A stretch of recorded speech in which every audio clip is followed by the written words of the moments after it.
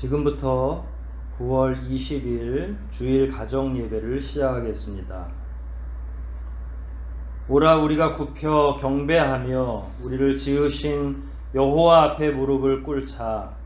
대저 저는 우리 하나님이시오. 우리는 그의 기르시는 백성이며 그 손의 양이라. 너희가 오늘날 그 음성 듣기를 원하노라. 아멘. 다 함께 사도신경하심으로 우리의 신앙을 고백하겠습니다. 전능하사 천지를 만드신 하나님 아버지를 내가 믿사오며 그 외아들 우리 주 예수 그리스도를 믿사오니 이는 성령으로 잉태하사 동정녀 마리아에게 나시고 본디오 빌라도에게 고난을 받으사 십자가에 못 박혀 죽으시고 장사한 지 사흘 만에 죽은 자 가운데서 다시 살아나시며 하늘에 오르사 전능하신 하나님 우편에 앉아 계시다가 저리로서 산 자와 죽은 자를 심판하러 오시리라. 성령을 믿사오며 거룩한 공회와 성도가 서로 교통하는 것과 죄를 사하여 주시는 것과 몸이 다시 사는 것과 영원히 사는 것을 믿사옵나이다. 아멘. 우리 함께 찬송 부르시겠습니다. 함께 부르실 찬송은 44장입니다. 44장 함께 찬송하시겠습니다.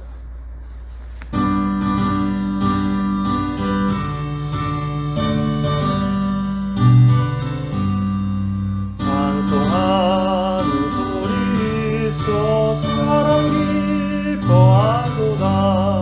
하늘 아버지의 이름 거룩거룩합니다. 천하 사람 찬양하자. 거룩하신 하나님께 할렐루야 할렐루야 할렐루야 아멘.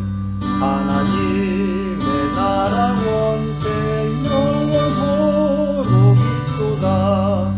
하나님의 영광 나라 거룩거룩합니다. 하늘 보좌 계신 주님 세상 주관하시도다. 할렐루야 할렐루야 할렐루야 아멘. 하나님의 모든 뜻은 그 뜻대로 되도다. 우리 아버지의 뜻은 거룩거룩합니다. 주여 속히 임하셔서 기쁜 날을 주옵소서. 할렐루야 할렐루야 할렐루야 아멘. 아멘. 성시 교독하겠습니다. 함께 교독할 말씀은 시편 139편 말씀입니다. 139편 말씀 함께 교독하도록 하겠습니다. 여호와여 주께서 나를 감찰하시고 아셨나이다. 주께서 나의 앉고 일어섬을 아시며 멀리서도 나의 생각을 통촉하시오며 나의 길과 눕는 것을 감찰하시며 나의 모든 행위를 익히 아시오니 여호와여 내 혀의 말을 알지 못하시는 것이 하나도 없으시니이다. 주께서 나의 전후를 두루시며 내게 안수하셨나이다. 이 지식이 내게 너무 기이하니 높아서 내가 능히 미치지 못하나이다. 내가 주의 신을 떠나 어디로 가며 주의 앞에서 어디로 피하리이까. 내가 하늘에 올라갈지라도 거기 계시며 음부에 내 자리를 펼지라도 거기 계시니이다. 내가 새벽 날개를 치며 바다 끝에 가서 거할지라도 곧 거기서도 주의 손이 나를 인도하시며 주의 오른손이 나를 붙드시리이다. 내가 혹시 말하기를 흑암이 정녕 나를 덮고 나를 두른 빛은 밤이 되리라 할지라도 주에게서는 흑암이 숨기지 못하며 밤이 낮과 같이 빛이 나니 주에게는 흑암과 빛이 일반이니이다. 하나님이여 나를 살피사 내 마음을 아시며 나를 시험하사 내 뜻을 아옵소서. 내게 무슨 악한 행위가 있나 보시고 나를 영원한 길로 인도하소서. 아멘. 이 시간 우리 다 함께 지나간 한 주를 생각하시면서 회개의 기도를 새로운 한 주를 기대하는 마음으로 간구의 기도 다 함께 드리시겠습니다.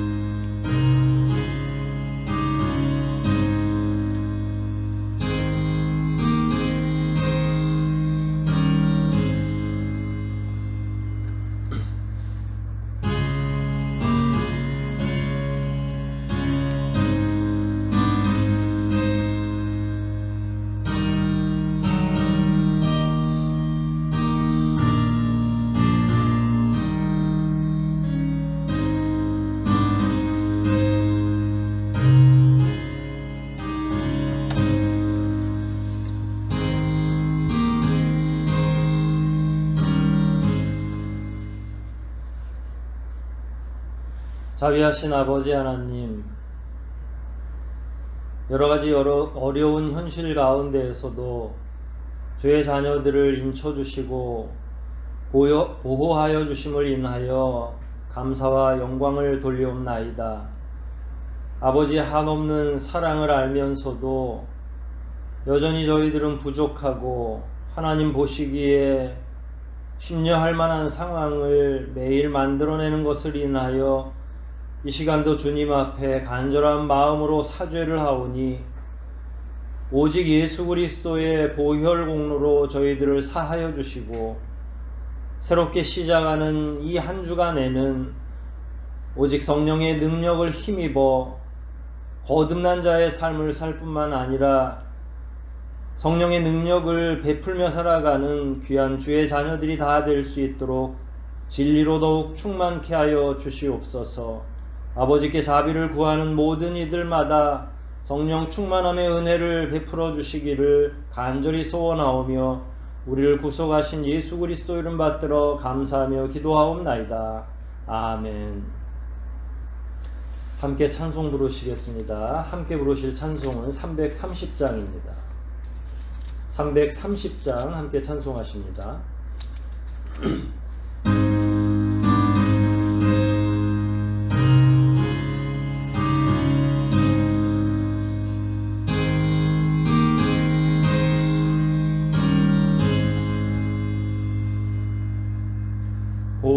고통의 멍에 거스려고 예수께로 나옵니다.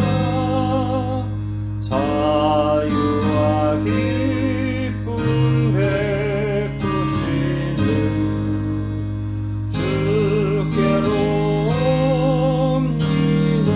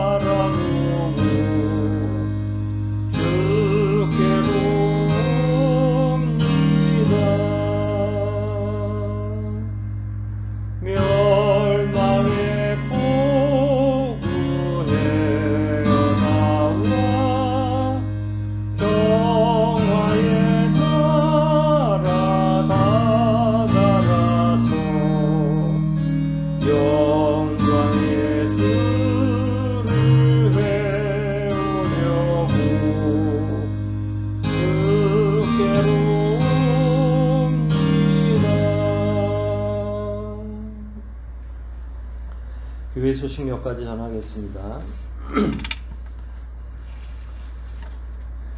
거리두기가 조금 느슨해지긴 했지만 여전히 서울 같은 경우는 집합 예배를 금지하고 있습니다.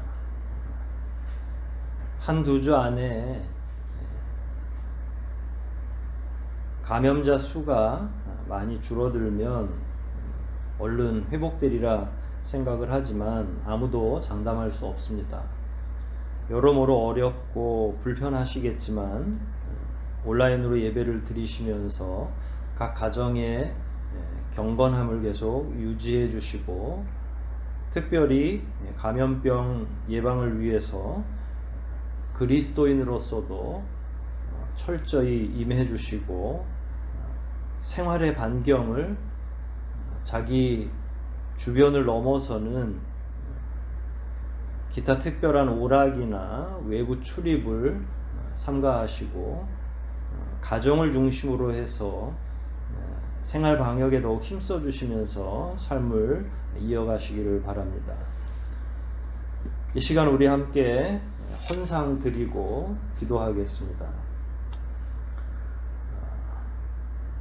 하나님 앞에 아낌없이 드리는 마음으로 헌상해 주시는 모든 분들께 감사를 드리고 가정에서 드려진 헌상은 함께 모으셨다가 교회에 오실 때 내셔도 되고 또 온라인으로 교회에 송금을 해주셔도 괜찮겠습니다. 편하신 대로 해주셔도 상관없겠습니다. 함께 기도하겠습니다.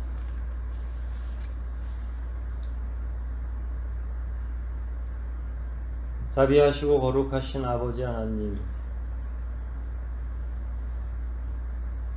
하나님의 돌보시는 은혜가 있고 특별히 주의 자녀들 한 사람 한 사람을 매일매일의 삶 가운데 눈동자처럼 보살펴 주시고 인도해 주신 것 감사를 드립니다. 여러 가지 어려운 현실 속에서도 주의 자녀들을 빠짐없이 돌보아 주시고 한 사람도 어려움에 처하지 않도록 지금껏 인도해 주신 것 감사를 올리옵나이다. 저희들이 그와 같은 아버지 하나님께 감사드리는 마음을 모아 11조와 감사의 예물과 또한 마음의 소원을 아뢰는 여러 제목의 헌상을 이 시간 아버지 앞에 경건하게 드리오니 저희의 이 헌상을 흠양하여 주시옵시고 아버지께서 계획하신 대로 뭇 영혼을 구원하고 믿는 자들을 더욱 든든케 하는 일에 잘 사용될 수 있도록 그 쓰임새도 주장하여 주시옵소서. 특별히 바라옵기는 우리 교회에 소속된 모든 교우들의 가정을 살펴주시고 교우들이 어디에서 어떻게 삶을 영위하고 있든지 더욱 강건케 하시며 그 삶을 아버지께서 주장하시되 강하신 손으로 보호하시고 사랑의 손으로 위로하여 주시기를 원하옵나이다. 어떠한 어려움이 있든지 아버지께서 그 어려움을 다 극복할 수 있도록 성령을 통해 힘주시고 마음의 소원을 아쉬울 텐데 우리 성도들의 귀한 기도의 제목들을 아버지께서 들어 응답하여 주시기를 원하오니 아버지의 뜻과 그의 나라를 위한 소원들은 더욱더 속히 이루어 주시고 그 가정과 가족들을 위해 애쓰며 기도하는 그 모든 내용들도 아버지께서 친히 인도하시고 성취하여 주시옵소서. 질병으로 인하여 고통을 당하는 성도들이 있사옵나이까 아버지께서 그 성도들마다 찾아가 주시고 특별히 아픈 곳에 그 환처마다 아버지께서 그 능력의 손으로 안수하여 주시사 나음을 입을 뿐만 아니라 영적으로도 더욱 강건하게 세워주시기를 원하옵나이다. 우리 교회에 속한 어르신들과 어린 영혼들 기억하여 주시고 한 사람도 이 과정을 통해 실족하거나 어려움에 직면하지 않도록 도와주시고 특별히 강건함을 허락하여 주셔서 이 모든 불안한 사태가 다 끝날 때까지 더욱더 강건하게 주의 말씀을 신뢰하는 자녀로 세워질 수 있도록 큰 은혜로 능력으로 덧입혀 주시옵소서. 이 시간 저희들 말씀을 살피고자 머리를 숙였사오니 귀하신 아버지의 말씀으로 저희들을 교훈해 주시고 과연 역사 가운데 아버지 하나님의 능력과 그 사랑이 우리들에게 어떻게 전달되고 있는지를 잘 배우고 귀담아 들을 뿐 아니라 우리 삶 속에서 아버지를 초대하여 더욱 능력 있는 신자의 삶으로 나아갈 수 있도록 이 시간도 복내려 주시옵소서.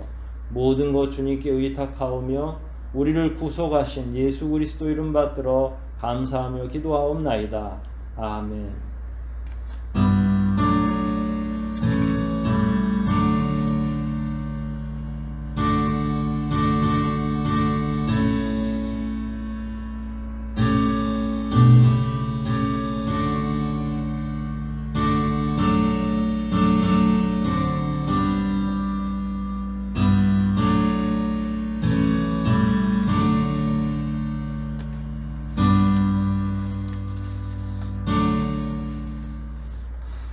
성경 말씀 함께 찾아 봉독하도록 하겠습니다. 오늘 함께 살펴볼 하나님의 말씀은 창세기 12장입니다.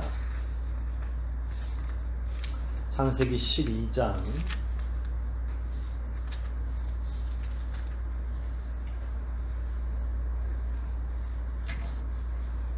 1절부터 6절까지 말씀을 먼저 읽고 말씀 공부를 시작하도록 하겠습니다. 창세기 12장 1절로 6절까지 말씀입니다. 저하고 여러분들이 한 절씩 교독하도록 하겠습니다. 12장 1절로 6절까지 말씀입니다. 여호와께서 아브라함에게 이르시되 너는 너의 본토 친척 아비집을 떠나 내가 네게 지시할 땅으로 가라. 내가 너로 큰 민족을 이루고 내게 복을 주어 내 이름을 창대케 하리니 너는 복의 근원이 될지라. 너를 축복하는 자에게는 내가 복을 내리고 너를 저주하는 자에게는 내가 저주하리니 땅의 모든 족속이 너를 인하여 복을 얻을 것이니라 하신지라. 이에 아브라함이 여호와의 말씀을 쫓아갔고 롯도 그와 함께 갔으며 아브라함이 하란을 떠날 때에 그 나이 75세였더라. 아브라함이 그 아내 사레와 조카 롯과 하란에서 모은 모든 소유와 얻은 사람들을 이끌고 가나안 땅으로 가려고 떠나서 마침내 가나안 땅에 들어갔더라. 아브라함이 그 땅을 통과하여 세겜 땅 모래 상수리 나무에 이르니 그때에 가나안 사람이 그 땅에 거하였더라. 아멘.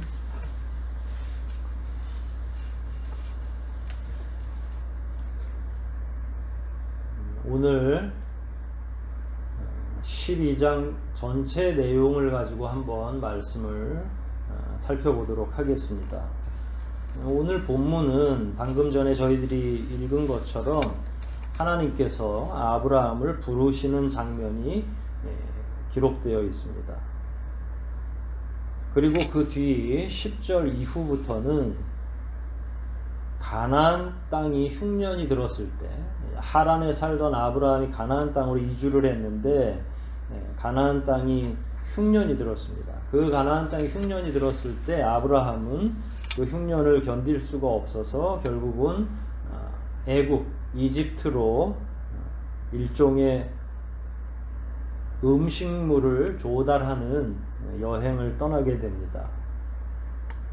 12장을 통합해서 본다면 아브라함이 부르심을 받은 신자로서의 삶을 살았던 초기의 삶을 그려주고 있습니다. 아브라함이 하나님으로부터 거룩한 곳으로 부르심을 받았으며 그리고 그 이후에 어떻게 삶을 영위해 나갔는지 그 첫걸음을 이 12장에서 볼 수 있다는 말입니다. 잘 알고 있듯이 아브라함은 이스라엘 백성들에게는 일종의 시조와 같은 사람입니다. 물론 그 이후에 그 이전에 노아도 있었고 아담도 있었고 많은 조상들이 있고 하지만 거기까지는 주로 인류의 조상으로 생각을 하고 드디어 더 좁혀져서 이제 아브라함은 이스라엘의 조상으로 여겨지고 있는 사람입니다.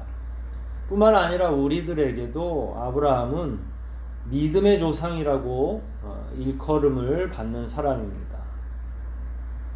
믿음의 조상이고 이스라엘의 시조 같은, 그래서 성경에서 어찌 보면 가장 유명한 사람이라고 할 수 있겠죠. 족보를 이야기할 때 이스라엘 사람들은 아브라함과 이삭과 야곱의 자식이다라고 이야기하는데 그 말 가장 서두에 아브라함의 이름이 차지하고 있습니다. 그만큼 아브라함은 믿음의 역사에서, 특별히 이스라엘의 역사에서는 빼놓고 이야기할 수 없는 그런 존재입니다. 하지만 그가 부르심을 받았던 처음부터 믿음이 출중했던 것은 아닙니다. 그는 어찌 보면 늘 연약했던 사람으로 보입니다. 육체가 연약했다는 말이 아니라 믿음이 연약했던 사람인 것으로 보인다는 말입니다. 특히 그의 인생 전반기에는 우리와 아주 유사한 면들을 많이 가지고 있습니다. 오늘날 우리는 믿음의 조상으로 아브라함을 굉장히 높이 지켜 세우지만 실제로 그가 처음 부르심을 받았을 때에는 우리와 그렇게 다르지 않은 일반적인 신앙인에 불과했습니다. 그는 실수하고 또 실수했었던 자입니다. 사실 12장 전까지 성경에는 하나님께서 의롭게 여긴 자들이 여럿 나옵니다. 아벨도 하나님 앞에 의로운 자였고, 하나님과 동행했던 에녹의 이야기는 우리가 잘 알고 있습니다. 지난주에 살폈던 것처럼 노아는 당세의 의인이었던 사람입니다.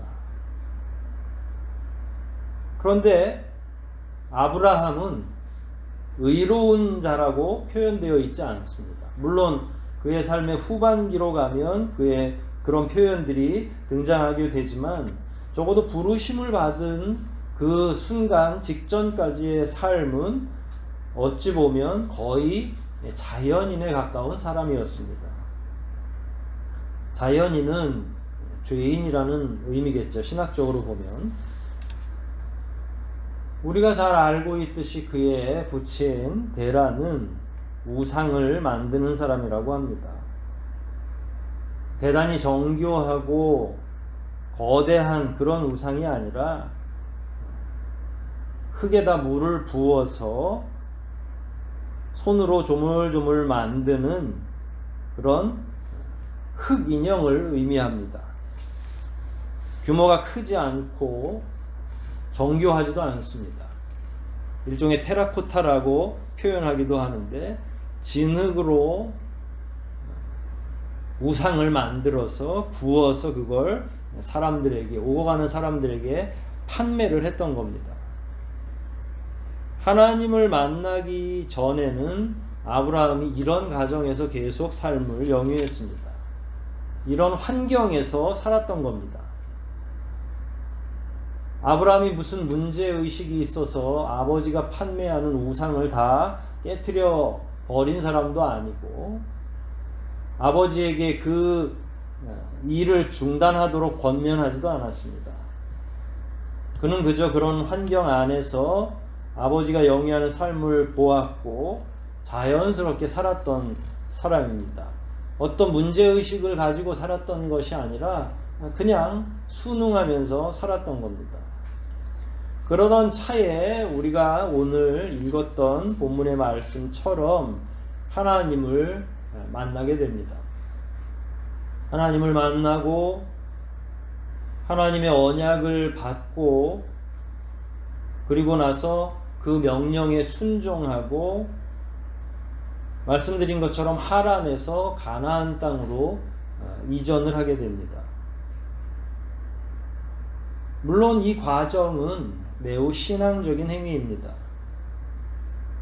하나님의 말씀을 절대 순종해서 터잡고 있던 하란 땅으로부터 가나안으로 이사하는 건 쉬운 일은 아닙니다. 물론 그들이 어차피 유목 생활을 했기 때문에 여기저기 옮겨 다니는 것은 그리 낯선 일은 아닙니다.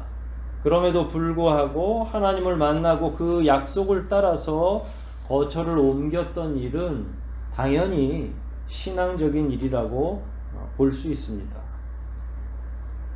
하나님을 전폭적으로 신뢰하지 않았다면 아브라함은 하란에서 가나안으로 옮겨가지 못했을 겁니다.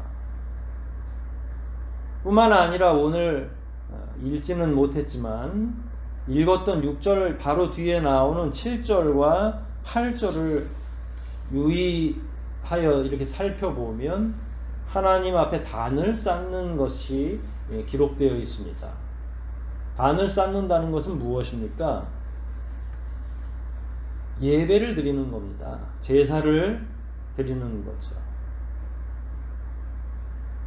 그런데 단을 어떻게 쌓았는가 이렇게 살펴보면 하란으로부터 내려오면서 가나안에 가까울수록 자기의 정착지를 찾는 과정이 들어가는데 이 동네에서 저 동네로 옮길 때마다 새로운 지역으로 옮길 때마다 아브라함은 단을 쌓았고 하나님께 경배를 했습니다. 이사할 때마다 하나님 앞에서 착실히 예배를 드렸다는 거죠. 물론 오늘날처럼 당시에 일주일에 한 번씩 예배를 드리거나 한 건 아닙니다.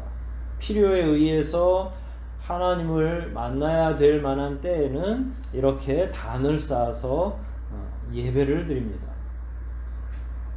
이렇게 볼 때 전반부 1절로 9절까지 이렇게 내용을 보면 아브라함은 어느덧 신앙인이 된 것처럼 보입니다. 하나님을 만났고 하나님이 명령하신 대로 하란에서 가나안 땅으로 옮겼고 또 옮기는 그 과정마다 아브라함은 무엇을 했어요? 예배를 드린 겁니다. 누가 봐도 굉장히 좋은 믿음이라고 할 수 있습니다. 그래서 목회자들은 대부분 이 본문들을 특별히 하나님의 부르심을 받자마자 옮기라고 하는, 이전하라고 하는 그 명령을 고스란히 전해들은 아브라함의 이 신앙 행위에 대해서 매우 높게 평가하고 있습니다. 매우 결단력이 있는 신앙인의 본받을 만한 행동이라고 설교하곤 합니다. 저도 그렇게 설교를 했고 그게 그렇게 틀리지 않는다고 생각을 합니다. 하지만 아브라함의 삶에 있어서 이해할 수 없는 부분도 많이 있습니다. 바로 10절 이하의 내용이 바로 그런 내용들입니다. 9절까지는 어찌 보면 신앙인으로서 잘 생활하고 있는 것으로 보입니다. 하지만 가나안 땅에 기근이 들었을 때에 그 기근을 어떻게 해결할지에 대한 일종의 대안으로서 저 밑에 지방에 있는 이집트를 생각하게 되는 거죠. 그 지역은 이미 잘 알고 있었던 것처럼 곡식이 풍부한 지역입니다. 문물이 교류하는 지역이기 때문에 그쪽으로 내려가기만 하면 반드시 많은 음식물들을 구할 수 있으리라 생각을 했던 겁니다. 여기에서 한 가지 우리가 좀 짚고 넘어가야 될 것은 하나님의 언약과 이 흉년 사이의 연관관계입니다. 하나님께서는 분명히 아브라함을 복내려 주시기 위해서 부르셨고 그리고 가나안 땅으로 이전하라고 했습니다. 만약에 음식물이나 혹은 삶의 윤택함을 추구하도록 하셨다면 하나님은 처음부터 아브라함을 가나안으로 부를 것이 아니라 기근에도 흔들리지 않는 그런 나라 이집트로 가라고 하셔야 맞았겠죠. 그럼에도 불구하고 하나님은 그쪽으로 가라고 하지 않으시고 가나안으로 가라고 하셨습니다. 그렇다면 여기에는 분명히 하나님의 의도가 있다는 이야기입니다.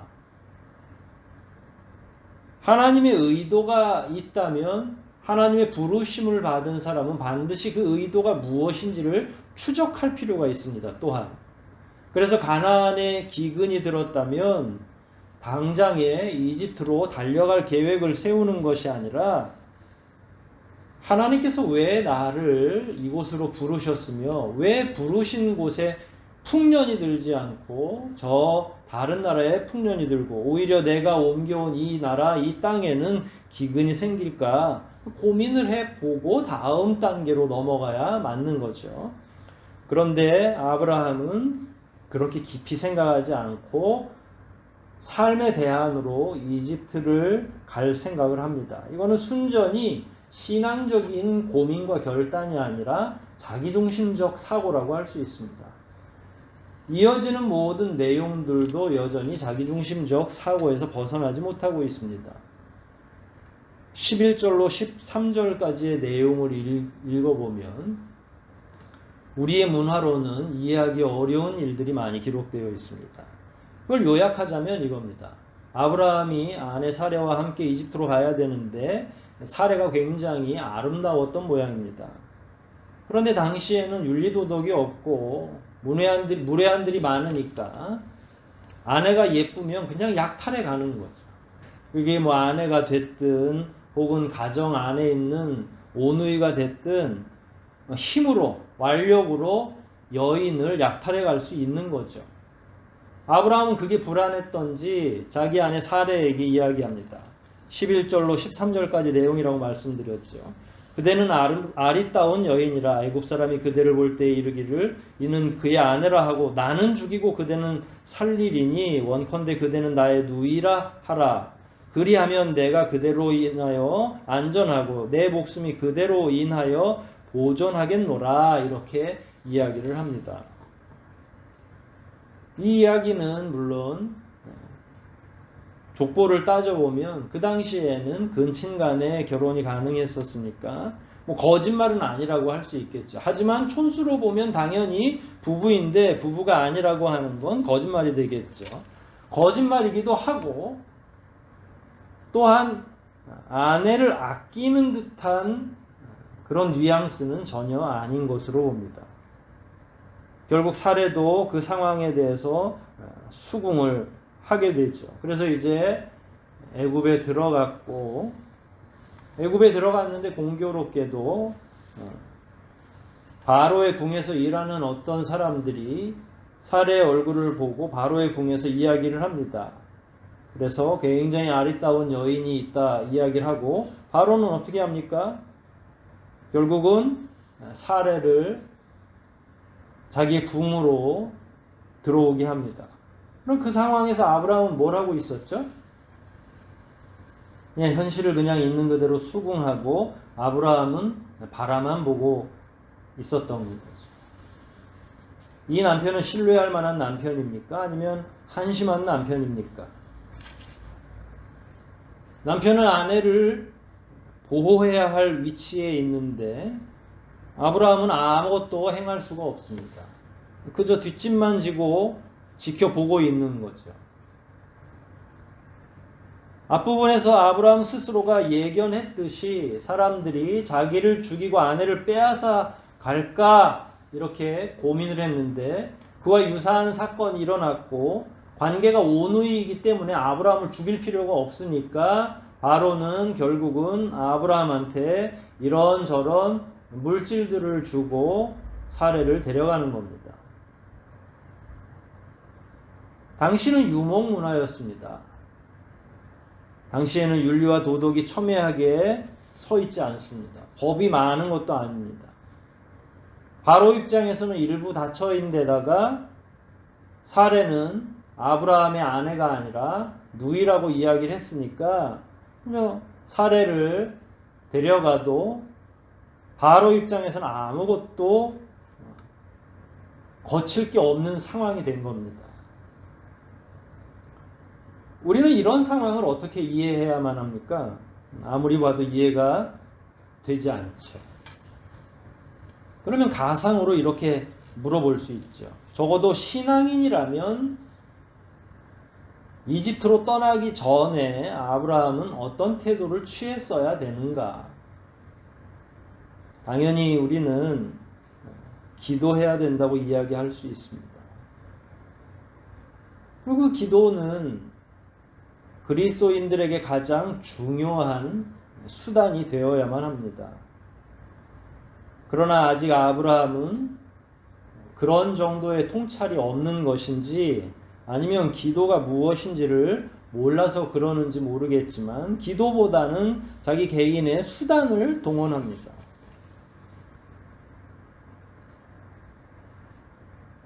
그 수단 안에는 거짓말이 포함되어 있고 그 거짓말로 인하여 오히려 본인들이 위기에 빠지게 됩니다. 거짓말임에도 불구하고 사례는 다른 남자의 처나 첩이 될 위기에 빠졌습니다. 하지만 아브라함은 다행히 기지를 발휘한 덕분에 목숨은 건진 상태입니다. 어떻게 보면 소기의 성과는 거둔 거죠. 아브라함 입장에서 자기의 목숨을 부지하는 그 일만은 잘 해결이 된 겁니다. 하지만 그렇게 거짓말을 했을 때 설마 아내를 이렇게 잃게 될 줄은 생각하지 못했는데 결국은 자기들은 지혜롭게 임기응변에 대응했다고 생각을 하지만 결국 사례를 잃게 되는 결론이 도래한 겁니다. 빼앗길 줄 모르고 있다가 빼앗긴 겁니다. 설마 누가 갑자기 이 현실 안에 바로 왕이 등장하리라 생각을 했겠습니까? 우리는 이 이야기를 오랫동안 읽었기 때문에 바로가 등장하든 누가 등장하든 뭐 그렇게 크게 개의치 않습니다. 그리고 하나님께서 뭐 결국 구원해 주시니까. 그러나 이 삶을 살았던 아브라함 입장에서는 만약에 바로 왕이 이렇게 등장할 것을 알았다면 이 계획을 세우지 않았겠죠. 다른 방식으로 대응했으리라 생각을 합니다. 물론 자기 목숨을 먼저 생각한 것은 맞지만 그렇다고 해서 아내를 이런 식으로 왕에게 빼앗길 그 예상을 누가 했겠습니까? 전혀 예상 밖의 인물이 등장한 겁니다. 자기 목숨을 부지하려고 거짓말을 했는데 그 상황에서 누가 등장한 거예요? 바로 왕이 등장한 겁니다. 거짓말로 임기응변하면 되는 줄 알고 했는데 이렇게 아내를 빼앗기게 된 겁니다. 그리고 그 빼앗아간 상대는 심지어 바로 왕이었던 거죠. 자, 이 정도 되면 사례를 찾을 수가 있습니까? 전혀 불가능하죠. 사례를 찾을 수 없습니다. 아브라함은 자기 목숨은 구했지만 이제 아내를 잃게 된 겁니다. 처음 꾀를 냈을 때만 해도 분명 이런 시나리오는 아브라함에게 없었을 겁니다. 그런데 모든 게 시나리오대로 되지 않죠. 최악의 상황이 연출된 겁니다. 어찌 보면 거짓말 한 번 한 것인데 자기 목숨은 부지했지만 아내를 빼앗기게 된 겁니다. 아브라함은 인생에 있어서 굉장히 큰 위기 가운데 직면한 거죠. 사실 이런 위기 이전에 아브라함의 인생 역시 여러 위기가 있었습니다. 그 중에 하나가 11장 마지막 부분인데 30절을 보면 아브라함에게는 자녀가 없다고 기록하고 있습니다. 나이는 충분히 찼는데 자녀가 없는 겁니다. 당시에는 굉장히 중요한 문제이죠. 가문이 망하고 족보가 중단되는 일입니다. 자녀든 가축이든 다산이 축복이에요. 많이 낳는 것이 복된 일입니다. 반대로 적게 낳거나 후손이 없는 것은 불행한 일입니다. 신의 미움을 산 거죠. 물론 그 시절은 믿음이 없던 시절이기 때문에 그렇게 크게 눈여겨보지 않을 수도 있지만 믿음이 없던 시절임에도 불구하고 여하간 그에게는 굉장히 불행한 일이었던 것이 분명합니다. 그리고 나서 이제 오늘 본문으로 넘어온 건데 믿음이 생겼다고 말씀을 드렸죠. 그럼에도 불구하고 아브라함은 함정에 빠진 것처럼 보여집니다. 하나님의 부르심을 받아서 하란으로부터 가나안 땅으로 내려올 때까지만 해도, 그리고 옮겨지는 거처마다 하나님께 예배할 때만 해도 그는 믿음의 조상이 맞는 것처럼 보였지만 자신 앞에 굉장히 큰 위기가 닥쳐왔을 때에 결국 신앙인으로서의 선택을 하지 못하는 거죠. 여러분, 우리의 믿음은 언제 표현됩니까? 언제 다 드러나게 됩니까? 어려운 일 앞에서 우리의 믿음이 다 드러나게 되어 있습니다. 오늘날과 같은 이 위기 가운데에서도 우리의 믿음이 분명히 드러나게 될 겁니다. 우리가 비록 각자 멀리 떨어져서 예배할지라도 믿음이 있는 사람들은 그 믿음이 흔들리지 않습니다. 그러나 연약한 자들은 믿음이 흔들리기 시작할 것이고 하나님께서 원치 않는 삶으로 나아가게 될 것이고 그 기간이 길어지면 길어질수록 자기 앞에 있는 현실 앞에 무릎을 꿇게 되는 거죠. 그래서 아브라함처럼 이상한 선택을 하게 되는 겁니다. 아브라함은 이제 갈팡질팡하고 있습니다. 11절부터 내려오는 내용들을 보면 이 사람이 믿음의 조상이 맞는가 싶을 정도로 어리석은 선택을 하게 된 겁니다. 여기서 깨달을 수 있는 한 가지가 있죠. 믿음이 있든 없든 그것과 상관없이 어떤 상황이 되든 인간은 스스로 거룩해지기가 어려웠다 하는 겁니다. 스스로가 거룩한 길을 걸을 수 없다는 거죠. 말씀드린 것처럼 심지어 신앙인이 되고 나서도 아브라함은 끊임없이 실수하고 그가 선택한 방식은 세속적 방식이 되는 거예요. 믿음이 있다고 하면서도 말입니다. 믿음의 조상이라는 말이 무색할 정도죠. 여러분, 우리 믿음은 어떻습니까? 우리 믿음도 이처럼 보잘것없을 때가 많이 있습니다. 이건 우리가 너무 못나서가 아니라 그게 바로 인간의 한계이기 때문에 그렇습니다. 우리의 한계, 우리 믿음의 한계치가 그 정도이기 때문에 그렇습니다.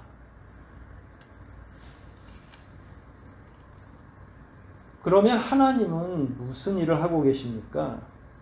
이렇게 아브라함이 어리석은 선택을 해서 바로왕에게 자기의 아내를 잃는 과정, 그리고 잃는 이 순간에 하나님은 어디에 계시고 무엇을 하고 계십니까?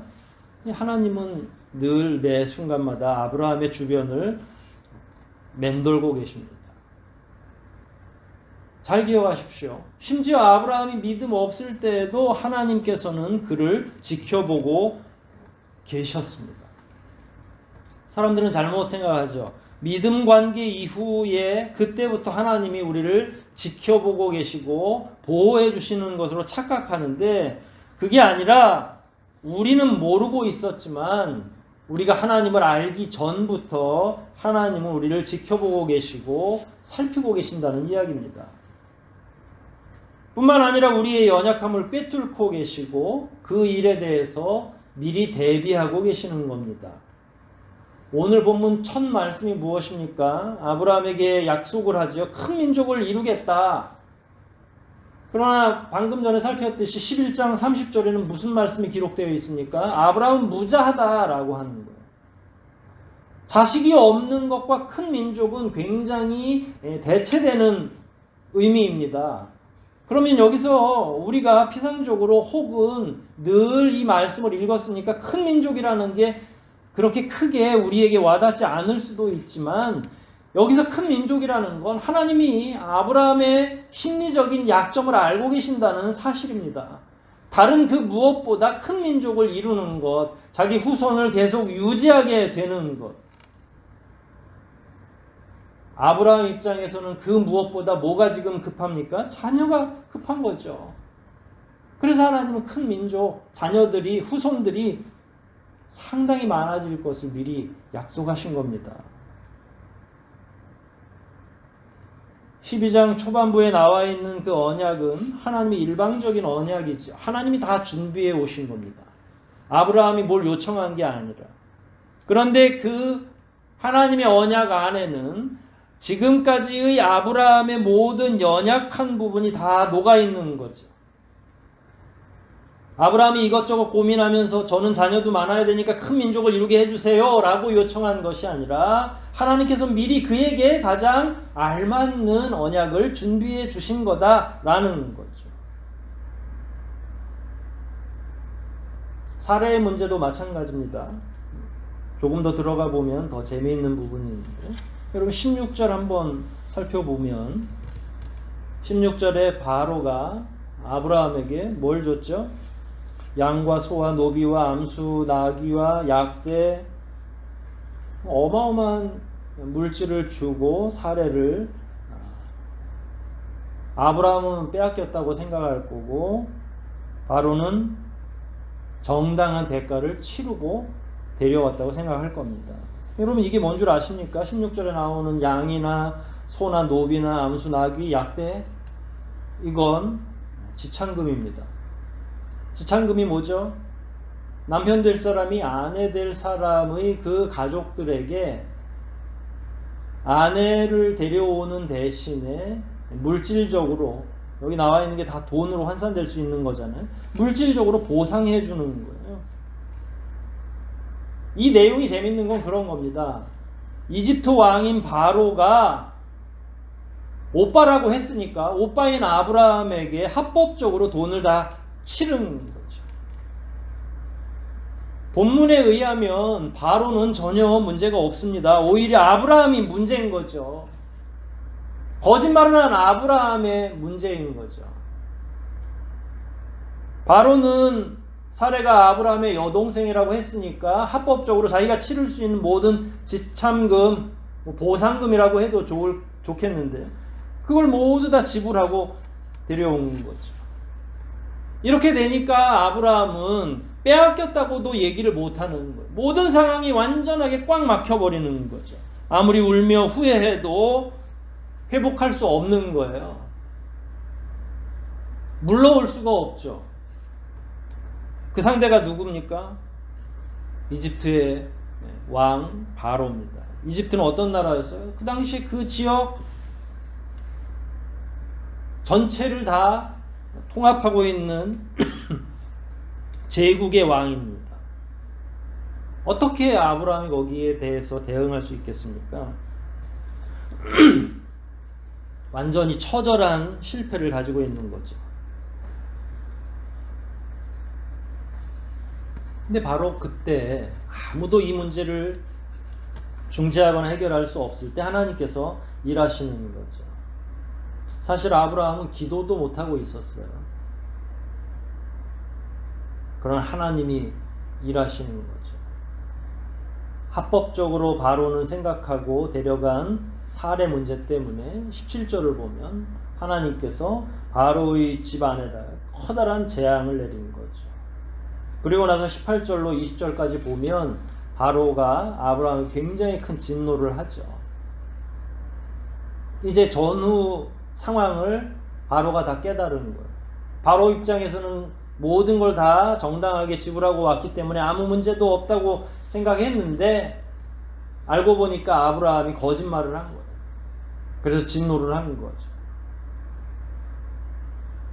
여러분 하나님은 어떤 역할을 하셨습니까? 아브라함이 이렇게 기도조차 하지 못하고 모든 것들에 꽉 막혀있는 상황에서 하나님은 무슨 역할을 하셨죠? 예, 묵묵히 아버지의 역할을 하고 계셨던 겁니다.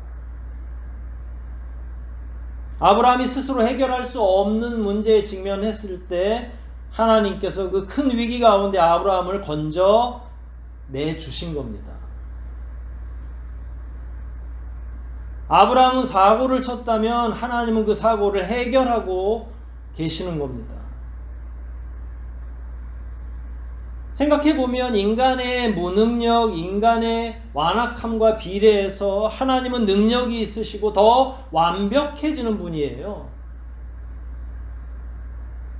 인간의 무능력이 빛날 정도로 굉장히 큰 환란을 만들어낼 때 하나님의 능력이 더 빛나는 법이라고 말씀드린 겁니다.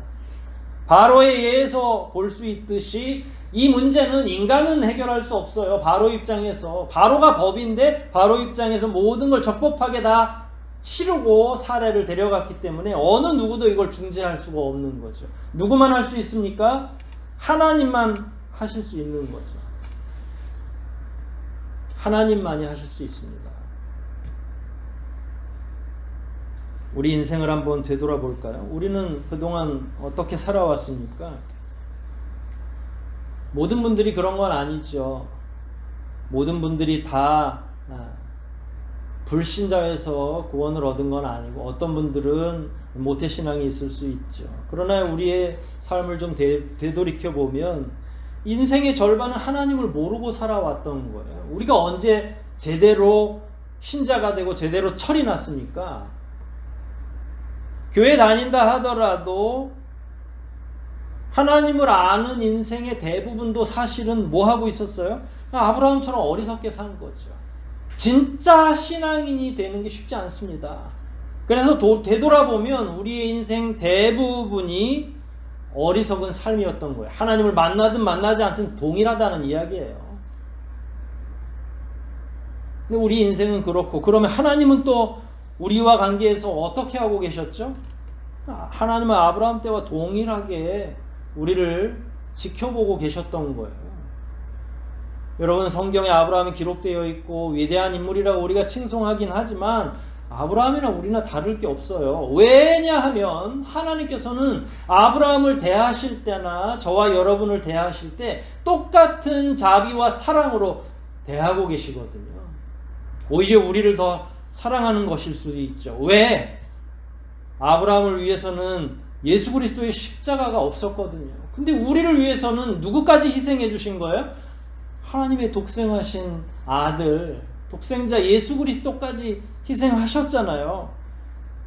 그러니까 표면적으로 이렇게 나열해 놓고 보면 아브라함과 우리가 다른 대접을 받고 있는 게 아니라 동일한 하나님의 대접을 받고 있는 중입니다. 그래서 하나님은 우리를 여전히 지켜보고 계시고 항상 우리의 필요를 채우시기 위해서 지켜보고 계신다는 거예요. 우리는 그동안 한 가지 착각한 게 있었죠. 우리는 언제 하나님을 처음 만났을까요?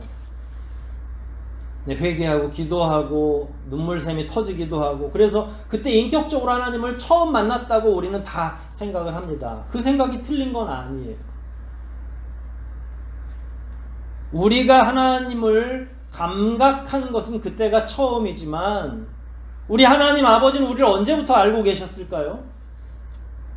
우리가 하나님을 전혀 눈치채지 못했을 때부터 하나님은 우리를 눈여겨보고 계신 겁니다. 복중에 지어지기 전부터 하나님은 우리를 구원하실 계획을 다 세우고 계셨던 거죠. 하나님은 우리가 이 교회당에 나오기 전부터 우리를 지켜보고 계셨고 우리를 향한 하나님의 뜻을 가지고 계셨습니다. 우리의 어리석음으로 믿음의 현장이, 삶의 현장이 다 망가지고 있어도 또 때로는 우리가 하나님을 모른 척 외면하고 뛰쳐나갔을 때조차도 하나님은 한 번도 우리에게서 눈을 떼지 않으셨습니다. 어린 아기들을 키우는 엄마는요, 한순간도 아기를 눈에서 내놓지 않습니다. 어떤 위험이 다가올지 모르기 때문에, 시시각각 위기들이 있기 때문에 엄마는 24시간 자녀를 마음에 품고 눈에 품고 사는 존재입니다. 우리 하나님이 바로 그런 하나님이십니다. 잘 기억하십시오. 오늘날 우리가 많은 어려움 가운데 위기를 경험하고 있으니까 때로는 그렇게 기도하죠. 그렇게 울부짖습니다. 하나님 어디 계십니까? 그러나 본문을 통해서, 그리고 우리가 우리의 과거를 돌이키면서 생각해 보면 어디에 계십니까? 라고 기도할 필요가 없죠. 왜냐하면 하나님은 한 번도 우리 곁을 떠나지 않으셨기 때문입니다. 여전히 우리와 지금 이 순간도 함께하고 계시는 거죠. 여러분 곁에 하나님은 일하고 계십니다. 여러분 곁에서 하나님은 여러분들을 바라보고 계십니다. 현재 우리의 삶이 아무리 무력하고 곤경에 빠져 있다 하더라도 염려하실 필요 없습니다. 걱정하지 마십시오. 왜냐하면 하나님은 지금 다 지켜보고 계시고 하나님께서 오히려 우리의 삶을 더 걱정하고 계십니다. 그래서 우리는 염려와 걱정 대신에 하나님의 자비의 손길을 기다린다면 반드시 자비하신 아버지께서 회복과 치유의 은혜를 우리에게 누리게 하실 것이라는 그 사실입니다. 아브라함에 의해서 우리가 깨달았던 것처럼 어느 인생도 개입할 수 없고 해결할 수 없는 그 위기의 상황에서 하나님은 보란듯이 믿는 자를 구원해 주셨습니다. 이 시대에 저와 여러분을 그렇게 못해 주실 까닭이 하나도 없죠. 우리 하나님께서 보혈공로로 우리를 구원해 주시지 않았습니까? 아들까지 다 내어주셨는데 더 이상 아까울 게 뭐가 있겠습니까? 그러므로 여러 가지 위기와 어려움 가운데 직면해 있는 사랑하는 교우 여러분, 외로워하지 마십시오. 염려하지 마십시오. 지루하게 생각하지 마십시오. 반드시 이런 위기 가운데에서 하나님은 계획이 다 있으시고 그 어떤 자들보다 우리를 눈동자처럼 보호하고 계시고 이런 어려움들을 다 겪고 나면 더 멋지고 아름다운 날들이 기다리고 있다는 사실을 기억하시고 이런 어려움 가운데 더욱더 믿음을 세우시고 하나님만 바라보는 저와 여러분이 되어야 될 때라고 생각을 합니다. 하나님의 한없는 사랑을 항상 누리며 힘있게 살아가시기를 이 시간 다시 한번 그리스도의 이름으로 축원드립니다. 우리 한번 기도하시겠습니다. 이 시간 우리 함께 기도하실 때에 아브라함에 의해서 읽고 공부했듯이 하나님은 한순간도 우리 곁을 떠난 적이 없다는 사실을 먼저 확신하시고 우리가 지금 경험하고 있는 가슴 아픈 여러 가지 어려운 일들을 하나님 앞에 고백하고 인간의 지식과 인간의 그릇된 판단력으로 이 문제를 바라보지 않게 도와달라고 요청하시고 우리를 도우시기를 준비하시며 큰 능력으로 여전히 우리와 함께 하신 하나님의 그 능력이 우리 가운데 체감될 수 있게 해달라고 이 시간 우리 함께 통성으로 기도하시겠습니다.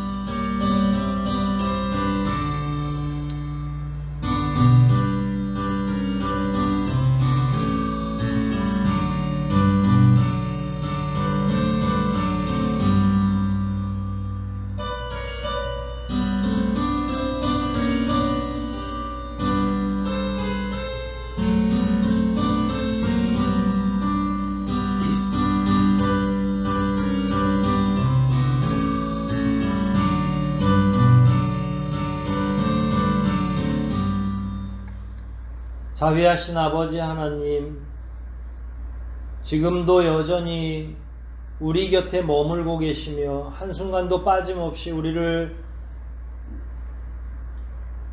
그 자비의 눈길로 바라보고 계시고 보호해 주시는 그 은혜를 인하여 감사와 영광을 올리옵나이다. 우리가 아브라함에 의해서 배운 것처럼 하나님 아버지께서는 쉬지 않고 우리를 지켜보고 계신다는 사실을 저희들 다시 한번 자각하게 도와주시고 위기의 순간마다 인간의 방법이 아니라 오직 거룩하신 능력의 방법으로 우리의 문제를 해결해 주실 것을 더 확신하게 도와주시옵소서. 어리석은 인간의 생각에서 나온 모든 방법은 그 방법이 아무리 지혜로워 보일지라도, 위대해 보일지라도 결코 성공할 수 없다는 사실을 기억하게 도와주시고, 하나님께 더욱 엎드리게 도와주시며, 하나님께 더욱더 가까이 가고 기도할 수 있게 도와주시고, 끝까지 하나님을 신뢰할 수 있는 믿음을 우리에게 더욱 허락하여 주시옵소서. 지금은 너무 암울하고 두려운 시대를 저희들이 살아가고 있습니다. 그럼에도 불구하고 이 이면에는 아버지 하나님의 귀한 뜻이 숨겨져 있다는 사실을 저희가 압니다. 이 위기의 시기에 저희는 어떤 방법을 선택해야 될지 알려주시고, 먼저 기도하게 도와주시고, 선하신 아버지의 섭리를 기대하며 기다릴 수 있는 저희 모두가 되게 도와주시옵소서. 이 모든 말씀 우리를 구속하신 예수 그리스도 이름 받들어 감사하며 기도하옵나이다. 아멘. 우리 함께 찬송 부르시겠습니다. 함께 하실 찬송은 453장입니다. 453장 찬송하시겠습니다.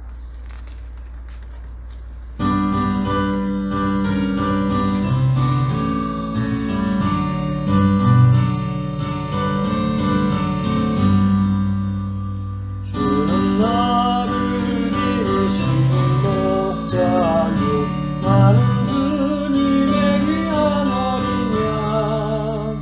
푸른 풀밭 맑은 시냇물가로 나를 늘 인도하여 주신다.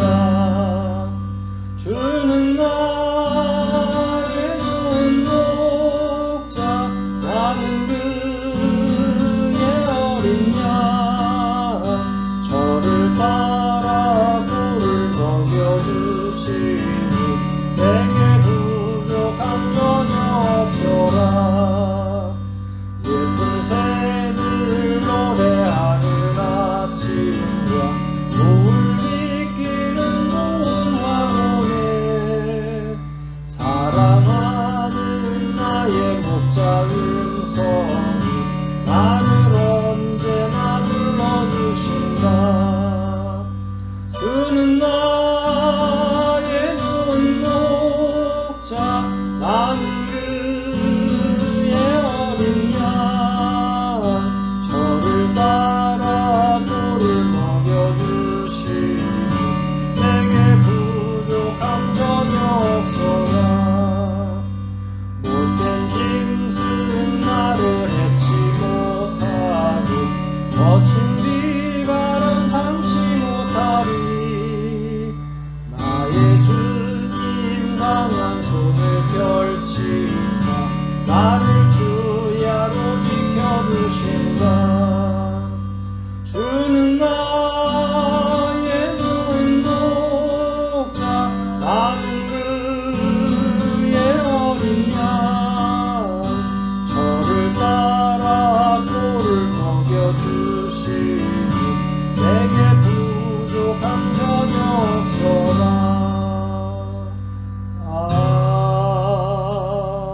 아멘. 기도하시겠습니다. 구주 예수 그리스도의 은혜와 하나님 아버지의 무한하신 사랑과 교제케 하시는 성령님의 강화 감동 교통하심이 신실하신 아버지께서 매 순간마다 우리를 지켜보고 계시고 보호하여 주시며 그 크신 능력의 팔로 앞으로도 지켜주실 것을 확신하는 주의 모든 사랑하는 자녀들과 그 가정과 속한 사업장과 이 교회와 그리고 큰 위기 가운데에서도 여전히 하나님 앞에 이 연약함을 회복시켜 주시기를 기도하는 이 나라와 이 민족 위에 지금부터 영원토록 함께 있어지이다. 아멘.